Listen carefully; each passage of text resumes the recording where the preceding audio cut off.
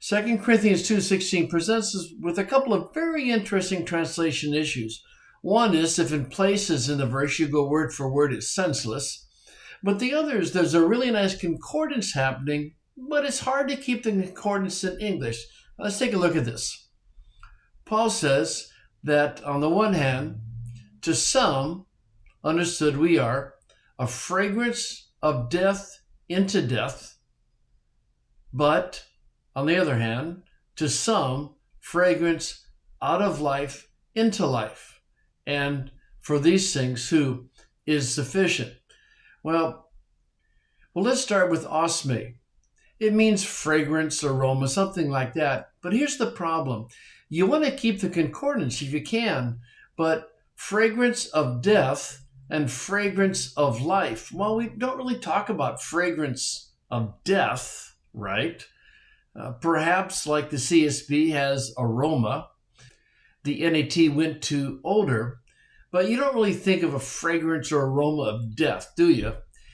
But the problem is you get down here and you have the aroma of life, and fragrance and aroma really works. But the Net Bible, see what they did? They broke concordance and they said odor, and they shifted to fragrance. And you can see in the footnote that they're explaining what they're doing. But this is just a case where if you say a fragrance of death, that just really isn't English.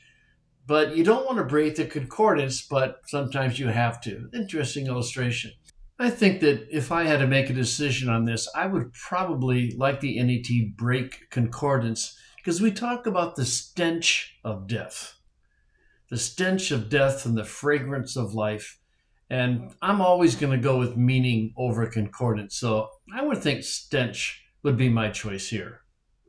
But the other thing I wanted to point out is this odd, out of death into death.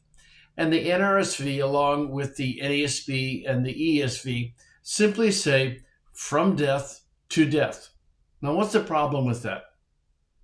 It's not English. It doesn't mean anything. And this is the problem of these more word-for-word translations. They'll put the words in there. It just simply doesn't mean anything.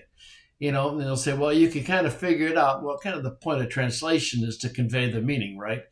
So out of death into death, out of life into life, it just doesn't make any sense. And so you'll see some of the translations trying to help you. And the CSB is the aroma of death leading to death, and the aroma of life leading to life. The NIV, the aroma that brings death, and the aroma that brings life. But once again, we're left with this difficult option of, if we simply go word for word, I would argue it just doesn't mean anything. And translation should mean something. You simply can't go word for word all the time. Sometimes you have to figure out what the original author meant, out of death into death. I mean, it's pretty obvious what it is, right? Out of and leading into, out of life that leads into life. But you just can't say from death to death or from life to life. It just doesn't make sense. But anyway, welcome to the joys of translation. A lot of translation is compromise. And you can do something here, and that means you can't do something in that same verse. I mean, you can't stay with the words if you want to have clear meaning. And translation is a lot of compromise, but that's just the nature of language.